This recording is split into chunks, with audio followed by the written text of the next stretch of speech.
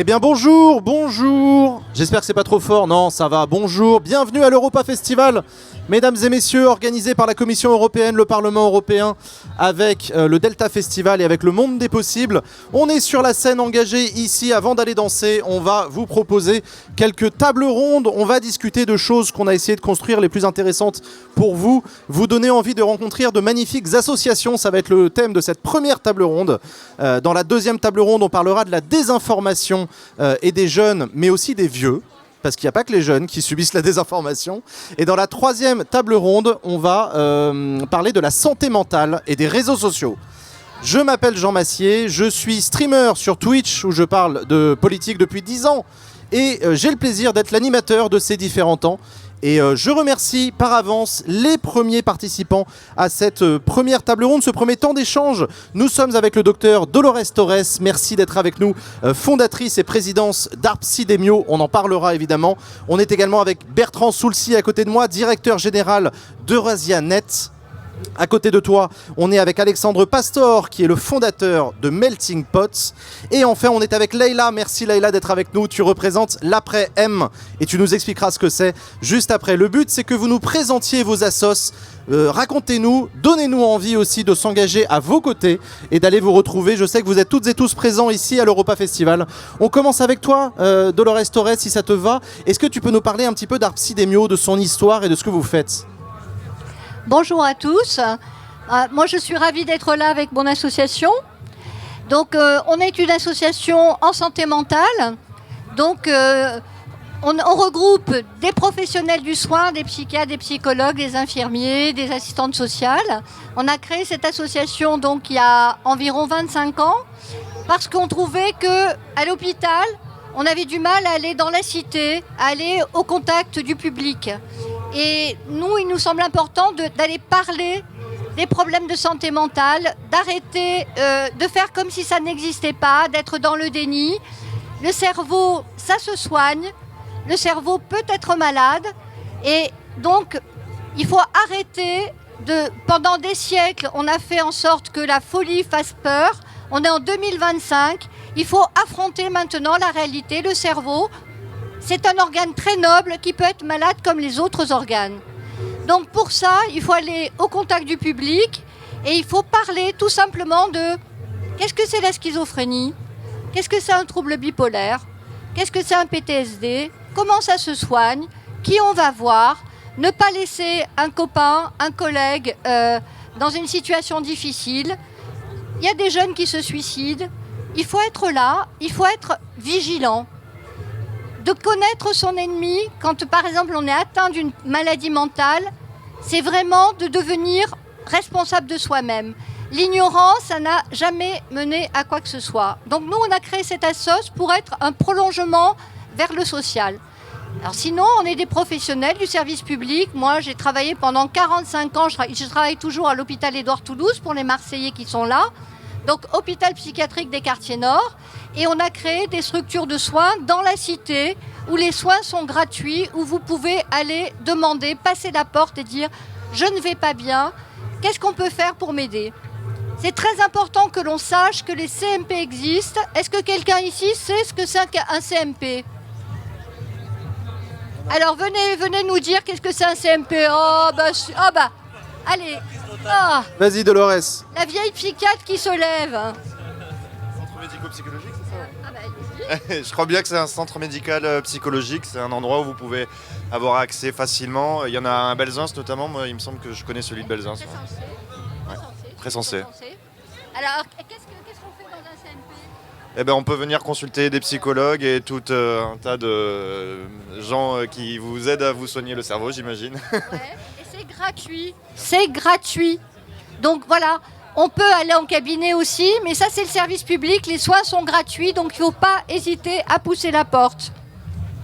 Merci Dolores, c'est un très bon exemple. Est-ce que tu peux nous parler un petit peu ? On peut applaudir Dolores, évidemment. Bravo Dolores. Dolores, tu es toi-même médecin psychiatre. Est-ce que tu peux nous parler un petit peu, s'il te plaît, de l'histoire de cette association Arpsidemio ? Comment elle a été créée, par qui ? Alors, il y a Laurence, ma vice-présidente, mon vice qui est par là. Donc, Abel est là-bas, avec les cheveux frisés. Voilà, elle est psychologue clinicienne. On a toutes les deux, en 99, on a fait une enquête qui s'appelait la santé mentale en population générale.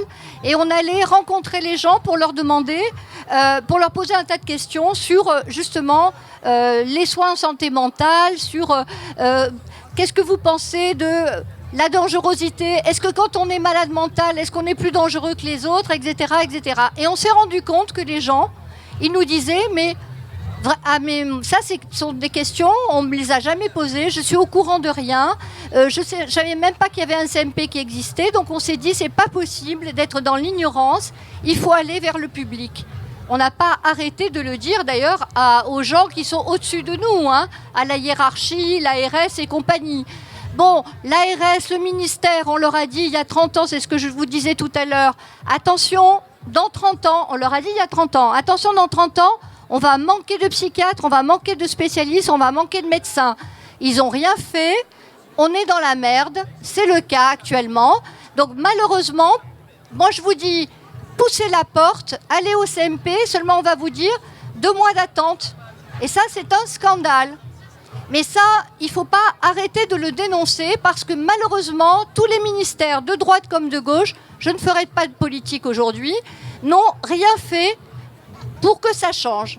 Donc c'est quand même triste, mais moi j'ai envie de vous dire, surtout, battez-vous pour vous soigner, battez-vous pour que ça change, dites-le haut et fort, n'hésitez pas à faire remonter à l'hôpital, au directeur de l'hôpital, à l'ARS, à nos députés, il paraît qu'il y a 2 députés aujourd'hui. Députés européens. Voilà, les députés européens qui se saisissent des questions de santé mentale. On nous a dit que ça va être l'année de la santé mentale. Moi, j'ai toujours rien vu venir. Donc si quelqu'un a vu un signe d'amélioration, qu'il me le dise, je suis preneuse. Merci beaucoup Dolores pour ton combat. Garde le micro, tu vas continuer à parler. Juste après, on va passer à toi, mon cher Bertrand. Bertrand, je le disais, tu es le directeur général d'une association qui s'appelle Eurasianet. Est-ce que tu peux nous la présenter, s'il te plaît ? Oui, bonsoir. Bonjour, merci. Donc Eurasianet, une association de coopération entre l'Europe et l'Asie, et je représente également la coordination des acteurs de la mobilité internationale. Rapproche un peu le micro de ta bouche, s'il te plaît, Bertrand. La coordination des acteurs de la mobilité internationale. Donc on accueille des dizaines de jeunes de différents pays européens. La plupart d'entre vous connaissent la mobilité internationale à travers le programme Erasmus qui permet aux étudiants de partir à l'étranger étudier, mais ce n'est pas que ça. Nous, on permet à tous les jeunes, que ce soit des jeunes qui aient de Bac-5 à Bac+5, sans condition de diplôme ou de formation, de pouvoir s'engager sur une mobilité à l'international. Donc on accompagne ces jeunes qui ont ce projet d'aller s'engager à l'international. Et on commence au niveau local. On a même travaillé avec l'APREM, vous allez parler ensuite. On a fait des interventions dans votre structure pour permettre aux jeunes d'avoir accès à la mobilité internationale et à travers le volontariat, le Corps européen de solidarité ou le service civique à l'international. Donc on organise des cafés Calangue. Si vous avez envie de pratiquer les langues étrangères, on vous accompagne si vous voulez faire votre CV en anglais et d'arriver à monter votre candidature pour faire aboutir votre mobilité internationale. Donc c'est ça sur quoi on se bat. Et alors pour rebondir sur la santé mentale, c'est vrai qu'il y a de plus en plus de jeunes qui ont des problèmes de santé mentale. C'est d'autant plus important quand ils partent à l'international. Donc on a souscrit une assurance qui permet d'avoir 3 séances de psychologue pendant leur phase internationale pour qu'ils puissent être suivis, puisque effectivement c'est une réalité. Il y a de plus en plus de challenges là-dessus et on accompagne les jeunes quand ils ont ces difficultés sur leur phase internationale. Et c'est quoi l'histoire de cette association ? C'est quoi son parcours ? Elle a été créée par qui ? Je suis cofondateur de Eurasianet. Donc Eurasianet, c'est d'accompagner les jeunes. On était parti du fait, voilà, la mobilité internationale a changé ma vie. J'avais eu la chance d'aller étudier à l'étranger et j'ai eu envie de permettre à d'autres jeunes d'avoir cette chance aussi et que ce soit tous les jeunes qui puissent le faire, pas seulement les plus aisés. Donc on s'occupe de permettre de partir avec des indemnités, avec des financements où les jeunes n'ont pas besoin d'avoir de l'argent et d'être riches pour partir et expérimenter aussi la mobilité internationale. Et pour ce qui est de la coordination des acteurs de la mobilité internationale, la CAMI, l'idée c'était au lieu de travailler chacun dans son coin, on est plusieurs acteurs à permettre des mobilités en Europe et dans d'autres pays, On s'est dit, on va travailler ensemble pour arriver, au lieu d'être en concurrence, en coopération, pour qu'il y ait encore plus de jeunes qui puissent, in fine, avoir ces expériences. Merci beaucoup Bertrand, et bravo pour ce que tu fais. Bravo Bertrand, ouais, bravo Bertrand. Merci. On continue avec toi Alexandre. Alexandre, je t'ai présenté tout à l'heure, j'ai dit que tu étais le fondateur de Melting Pot. Qu'est-ce que c'est que Melting Pot, Bertrand ? Alexandre, pardon. Melting Pot, c'est une association qui a pour mission de permettre aux jeunes de devenir des citoyens éclairés et engagés. Donc vaste sujet. Melting Pot, ça veut dire politique ouverte à tous. Et en fait, on est parti du constat de l'abstention chez les jeunes de différentes élections, européennes, nationales ou locales. Et il y avait deux causes à ça, la défiance qu'on peut avoir auprès des élus, mais surtout aussi la méconnaissance de nos institutions. Si je vous pose la question de à quoi ça sert un département, ou alors quelles sont les compétences d'une commune, ou aussi de la Commission européenne, ben c'est pas très clair et c'est un peu flou. Et donc nous, on agit sur ce sujet-là, on intervient partout où les jeunes sont, collège, lycée, associations jeunesse, services civiques, centres sociaux, partout où ils sont, pour pouvoir leur donner les clés de compréhension de nos institutions. Et donc par exemple, on va parler de discrimination ou de féminisme à travers Dragon Ball Z et One Piece. On va faire la comparaison entre le moment où Macron a dissous l'Assemblée nationale avec la gestion que Longoria a avec l'OM. Et en fait, on parle de sujets concrets qui nous parlent pour pouvoir s'approprier des enjeux un peu complexes de la politique. Ce que j'aime à dire aussi, c'est que par exemple, quand on va regarder un match de rugby, en premier lieu, on se dit ouais, c'est compliqué quand même, les règles, c'est pas facile. Et après, dès qu'on prend un peu à comprendre les règles, on se dit on prend du plaisir. Mais là, c'est la même chose avec la politique, c'est qu'il y a pas mal d'enjeux complexes, mais dès qu'on prend le temps et qu'on les isole, tout de suite c'est plus clair. Et derrière, on peut avoir des choix, donc voter ou alors s'engager pour des causes de façon plus claire, positive et aussi de façon très consciente de là où on est, de pourquoi on s'engage. C'est quoi l'histoire de Melting Pot ? Raconte-nous Alexandre, qu'est-ce qu'il a fondé ? Melting Pot, c'est moi, j'ai eu l'honneur de la fonder. Moi je suis Marseillais, pur jus, j'ai grandi...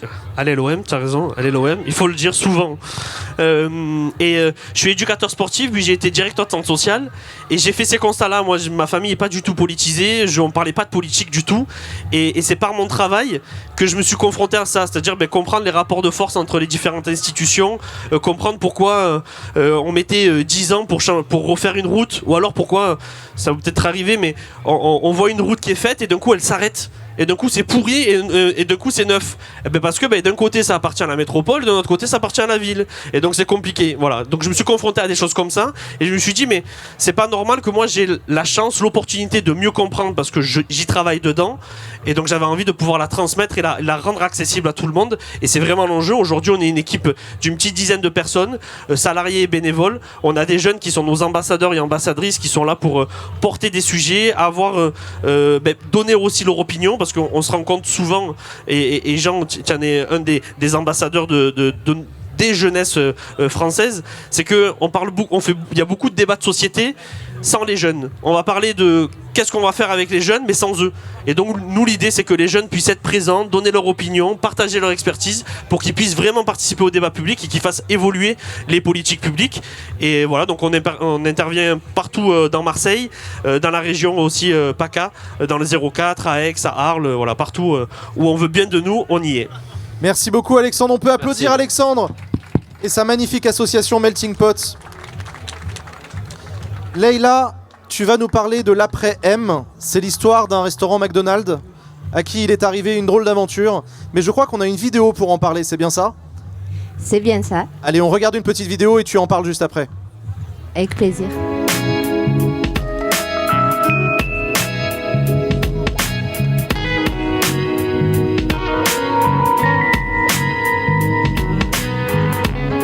Nous, l'après-M, admirons fièrement le parcours que nous avons accompli. Dans un élan collectif, le nous est devenu plus grand. Parfois fragilisé, parfois fort, parfois fier, parfois humble, souvent juste humain. Nous avons lutté contre une multinationale, des violences, des intimidations et cette tentative d'immolation pour préserver cette outil de travail, cet ascenseur social dans un territoire longtemps abandonné. Malgré tout, la sentence est tombée, la multinationale s'en est allée. Lors de la Covid-19, nous avons lutté contre la précarité alimentaire et l'isolement. sans financement public ni privé. Des dizaines de milliers de colis distribués, des livraisons et tant d'autres. Un travail bénévole. Nous avons transformé le bâtiment. Ce lieu et son histoire est une œuvre d'art collective. L'après-m est nommé. Le peuple a parlé. Le nous est devenu plus grand. La part du peuple est née. Elle ambitionne de le transmettre aux futures générations. La ville de Marseille l'a racheté. L'urgence est toujours là. Nous créons le projet de vie qui lutte contre toutes les précarités. Créativité, conception, prospection de matériaux, construction et tant d'autres. Encore un travail bénévole, sans aide publique ni privée, hormis celle des emplois aidés. Le Fast Social Food d'insertion est né. Nous avons rendu au territoire ces emplois. Remise aux normes, business plan, recrutement des salariés, formation, communication, prospection commerciale et tant d'autres. Encore un travail bénévole. Qui mieux que celui qui ressent la douleur pour mieux l'exprimer.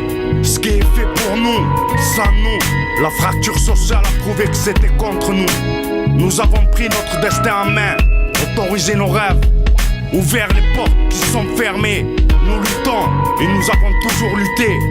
Et si c'était à refaire, sans hésitation, nous le ferions. L'après-m n'est pas une expérimentation, des vies en dépendent, un territoire en dépend. Nos patrons sont les personnes qui veulent juste qu'on leur tende la main. Cette main qui donne, qui ne doit jamais être au-dessus de celle qui reçoit. Cette main qui n'applaudit jamais seule.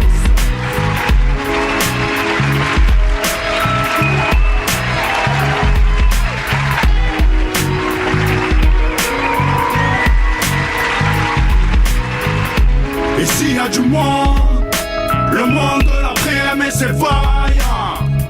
Et s'il y a du monde, donnez de la force aux combattants. Et s'il y a du monde, le monde de l'après-m c'est vaillant. Et s'il y a du monde, donnez de la force aux combattants.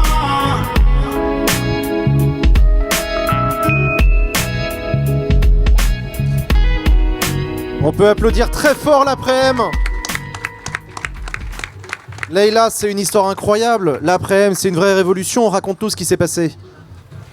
Alors oui, c'est une histoire incroyable, c'est une histoire à ramification, parce que pour nous, on considère que l'histoire, elle a commencé en 1992, lorsque le restaurant McDonald's s'est installé sur un territoire auquel il a fait une promesse sociale, notamment de créer de l'emploi sur l'un des territoires les plus précarisés de France. Donc, à l'issue de ça, une lutte de salariés s'en est suivie pour plus d'acquis sociaux, notamment des droits très minimes, une participation à la mutuelle, un 13e mois, des choses qu'une multinationale est capable et peut fournir aux salariés. À l'issue de ça, les droits qu'ils ont obtenus pour ce restaurant, ils ont voulu l'étendre à d'autres restaurants, donc une unité économique et sociale s'est créée.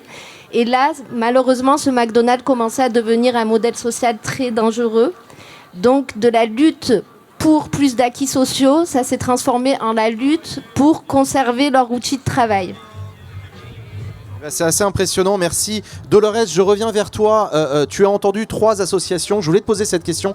Est-ce que s'engager dans une association, ça peut participer à la santé mentale d'une personne ?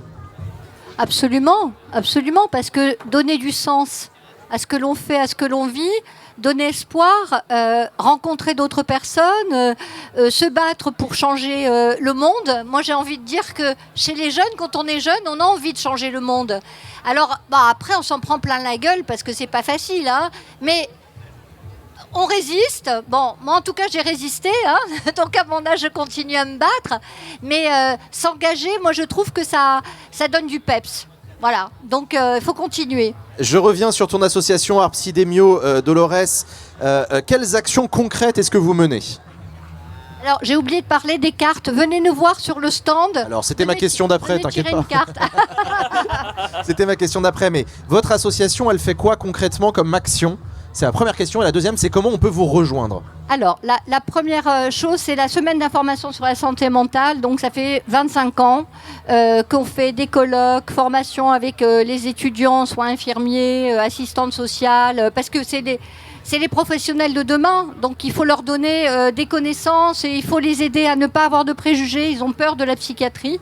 Donc, ça, c'est très important. Pendant la semaine d'information de la santé mentale, on va aussi sur les marchés avec des GEM, des GEMeurs, groupes d'entraide mutuelle, c'est des usagers. Donc, et on va au contact de la population, on leur dit, ben voilà, c'est la semaine d'information de la santé mentale, et vous, comment vous allez sur le plan mental? Alors en général, les gens ils disent, je vais bien, je vais bien. Oui, mais peut-être que dans votre entourage, il y a quelqu'un qui... Voilà, on vous donne une petite plaquette sur le quartier, voilà, vous pouvez pousser la porte et rencontrer des professionnels. On s'est engagé évidemment au niveau du Delta Festival. Donc on a un stand et on s'occupe aussi de la Safe Zone.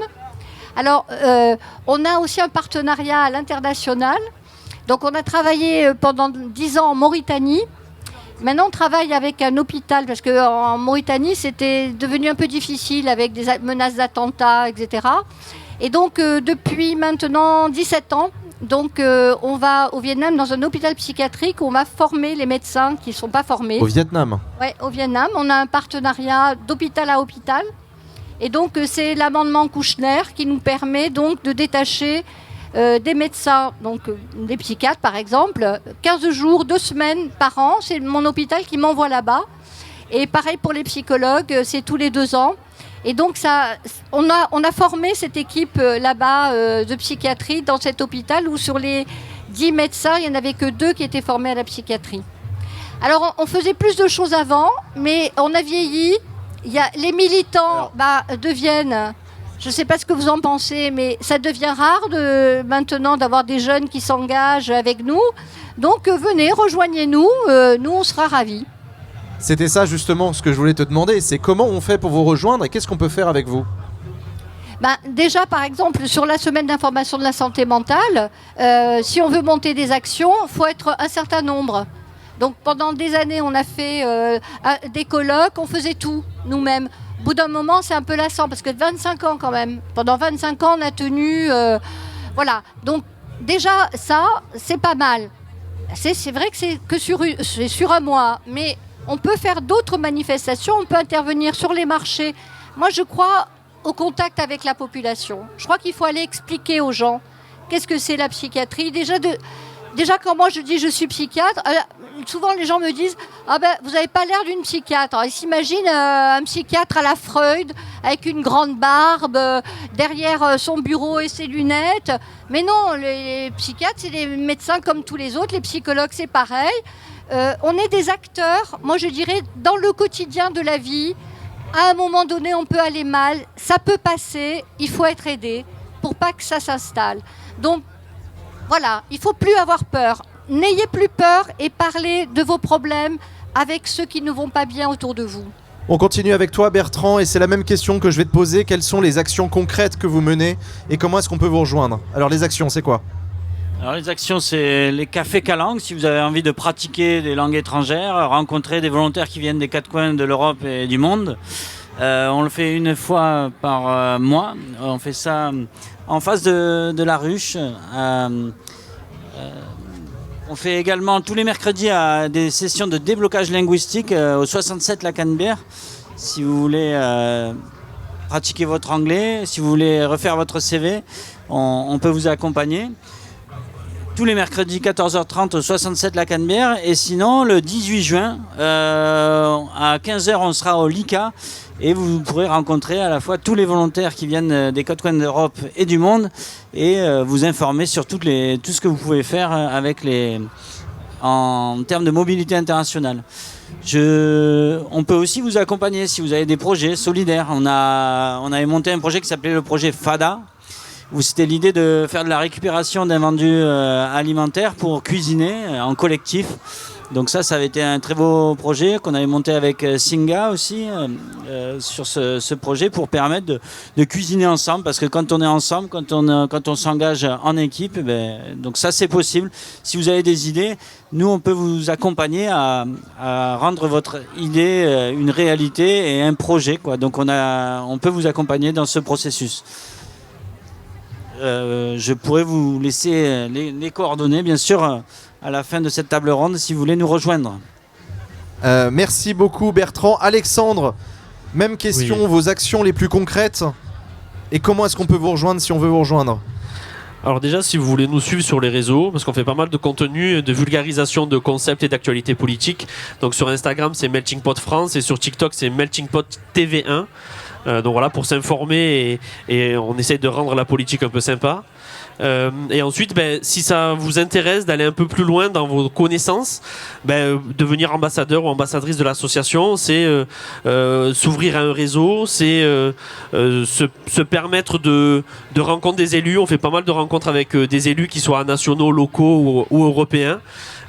Donc ça peut vous permettre aussi de vous mettre le pied à l'étrier, de mieux appréhender la politique, parce que nous on considère que tout mouvement associatif est politique, mais on est apartisan, donc on vous poussera jamais à aller vers tel ou tel parti ou telle idéologie. On est là pour développer l'esprit critique, la curiosité chez vous, donc de vous faire rencontrer des personnes qui peut-être ne sont pas d'accord avec vous ou qui ont une expérience de vie différente, qui va vous permettre de se développer, de grandir. Voilà, on développe des partenariats avec des événements comme les rencontres économiques d'Aix-en-Provence. Là, dans pas longtemps, on organise une rencontre avec un sénateur. Donc voilà, donc si vous avez envie un peu si ça vous intéresse, mais surtout en fait, c'est même pas ça. Si ça vous intéresse pas, venez me voir en fait. Si la politique vous intéresse pas, venez nous voir. Parce que on a réussi entre guillemets à convertir des gens, dire ils connaissaient rien du tout et ça les intéressait pas. Et juste le fait en fait, c'est rapporter un peu de dignité citoyenne, c'est-à-dire de se dire, en fait, j'ai le choix et mon choix il est éclairé. C'est pas un choix par défaut ou c'est pas un choix où j'ai pas assez d'informations. Quand je vais décider d'aller voter ou quand je vais décider de m'engager pour telle ou telle cause, en fait, je le fais en conscience et je le fais parce que je l'ai choisi. Et c'est vraiment l'un des combats qu'on mène nous au quotidien, c'est de faire en sorte que chacun et chacune, on ait les compétences, les capacités de pouvoir s'engager dans une société plus juste. Et donc, si vous êtes convaincu, si vous avez envie de faire des choses, ou même si vous êtes juste curieux ou curieuse, n'hésitez pas. Moi, je suis là sur les réseaux. On a un site internet aussi, meltingpot-asso.fr, où voilà, à la fin, si vous voulez venir en discuter, je suis tout oui et à votre écoute. Voilà. Leïla, l'Après-M, c'est une structure un peu particulière parce qu'il y a une entreprise coopérative qui s'occupe du restaurant, mais il y a aussi une association, c'est ça? Vous êtes combien dans l'association? C'est quoi vos projets concrets? Alors, dans l'association, on a environ... Alors, ça dépend parce qu'il y a les bénévoles actifs qu'on peut considérer comme le noyau dur, on est une trentaine, et puis après on a un plus large réseau de bénévolat où les personnes viennent lors des événements. On organise des événements culturels assez souvent. Par exemple, on a eu un concert qui s'appelle Peace, Love and Unity qui a lieu chaque année, qui aura lieu cette année normalement au mois de septembre. Ensuite, on fait chaque lundi de la distribution de colis alimentaires. On distribue en moyenne 700 colis alimentaires chaque lundi matin entre 7h du matin et 11h. Donc si vous souhaitez participer, si vous souhaitez nous rejoindre, vous pouvez nous contacter via les réseaux sociaux ou alors via notre site internet. Après, il n'y a pas de petite aide, vraiment. Pour être engagé, vous pouvez, par exemple, la coopérative, de par son modèle, redistribuera tous ses bénéfices au dispositif d'entraide, donc à l'association. Ne serait-ce que venir consommer un burger, c'est faire un acte engagé. Là, on est au festival, on est juste là-bas. Si vous voulez venir consommer, c'est avec plaisir. Déjà, vous participez à l'élan d'entraide et de solidarité. Tout le monde n'a pas le même temps à donner, tout le monde n'a pas le même engagement, mais des fois, on peut sortir de notre bulle et se dire ah ouais, peut-être que je vais faire un petit geste, et ce petit geste ça va être consommer, que ça soit chez nous ou ailleurs, il y a d'autres stands qui sont tout aussi engagés, mais c'est participer à quelque chose. Et vous pouvez aussi relayer l'information. On a des réseaux sociaux, on a Instagram, on a Facebook, on a LinkedIn. N'hésitez pas à vous connecter, partagez, suivez-nous, venez à nos événements et c'est avec plaisir qu'on pourra partager ensemble. Et puis vous êtes l'avenir. Et on a besoin de vous. Comme disait Madame tout à l'heure, aujourd'hui, c'est difficile de trouver la relève en fait. Mais nous, ce qu'on fait, on veut le transmettre à quelqu'un, on veut le transmettre à la jeunesse. Si vous avez des questions à poser à nos invités, vous pouvez applaudir très très fort Leïla, évidemment, bien sûr. Si vous avez des questions à poser à nos intervenants, surtout n'hésitez pas. Le but de cette première table ronde, c'était de vous présenter des personnes extraordinaires qui mènent des actions extraordinaires. Si vous avez des questions à leur poser, n'hésitez pas à y réfléchir. Avant ça, je vais vous reposer une question à tous les quatre et ensuite ce sera à votre tour, mesdames et messieurs du public. Dolores, je recommence par toi. Est-ce que tu peux me dire, s'il te plaît, quelle est la dimension européenne de vos actions ? Européenne, non, elle est internationale. Hein. Eh oui, elle est internationale, c'est vrai. C'est bien aussi. Donc européenne, non, il faut être modeste. On est une petite association marseillaise, mais on est fiers d'être marseillais. Et donc voilà, après on peut grandir, mais bon, pour ça il faut des militants. Voilà, on ne peut pas grandir sans militants. Voilà, donc tout le monde est le bienvenu pour faire changer les choses et les représentations.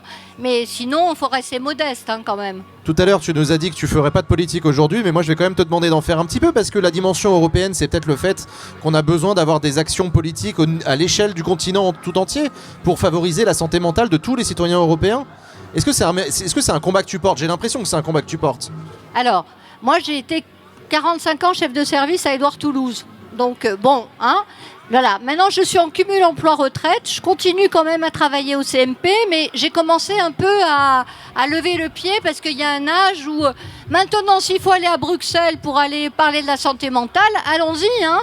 Bah, écoute, je te souhaite d'être invité à Strasbourg ou à Bruxelles dans les institutions européennes pour parler de ce sujet important, à mon avis, pour tous les Européens. Mais on en reparlera une autre fois si tu veux, Dolores. On continue avec toi, Bertrand. Alors vous, par nature, vous êtes internationaux.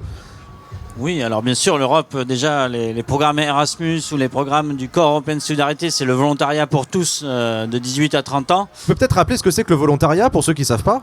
Alors le volontariat, bon, le bénévolat, vous connaissez. Hein. Le volontariat, c'est on s'engage avec un contrat. Et par exemple, en volontariat européen, on va disposer donc d'un billet d'avion aller-retour pour aller s'engager dans une mission dans un autre pays de l'Union européenne. L'hébergement sera couvert par le financement européen ainsi que l'argent de poche. Donc quand il s'agit du service civique, c'est à peu près, quand on part à l'international, 540 € qui sont donnés comme une forme d'indemnité de bourse. Donc on est sous contrat. C'est un contrat, mais ce n'est pas du salariat. On est là pendant 6 à 12 mois. Sur le volontariat européen, ça peut être 1 mois seulement, si on ne se sent pas encore prêt de partir 6 à 12 mois, où on va toucher une indemnité. Son billet sera payé pour aller donner de son temps, 24 heures à 35 heures, pour une association en Europe. Merci Bertrand. Alexandre, la politique européenne, vous aussi, vous essayez de la rendre accessible ? Ben ouais, surtout dans une ville comme Marseille qui est très méditerranéenne, on essaye aussi de le reconnecter à d'autres pays. Ben, pendant les élections européennes, on a décrypté les programmes, on a essayé de rendre accessible ce vote-là qui est un peu snobé par tous les Français, pas que par les jeunesses. Mais ouais, la dimension européenne, c'est aussi les rencontres. On essaye de croiser des Marseillais, des Français avec d'autres pays, à l'instar de Eurasianet. Donc oui, et en fait, c'est aussi expliquer le processus des dispositifs et des politiques publiques, de dire, en fait, la loi française peut faire des choses, mais la loi française fait quelque chose dans un cadre européen. Et donc on redonne aussi ce cadre-là, de dire, oui, on peut changer les choses au niveau national, mais si au niveau européen, il n'y a pas des choses qui bougent, au niveau national, on peut faire ce qu'on veut, on ne pourra pas changer les choses, et encore moins au niveau local. Donc il y a cette dimension-là de aussi... Il y a l'autre rapport qui est de décentraliser, de dire localement tu peux faire quelque chose et localement tu peux faire remonter les choses plus haut pour dire regarde, ça a marché dans ma ville, ça a marché dans mon quartier, ça serait cool qu'on fasse passer à l'échelle ce projet-là et qu'on puisse le faire découvrir et le faire prospérer dans d'autres villes. À l'instar de l'après-m par exemple qui a très bien marché dans un secteur et qui je pense fait des émules dans d'autres pays. Merci beaucoup Alexandre. Leïla, est-ce qu'il y a une dimension européenne dans le travail de l'après-m ?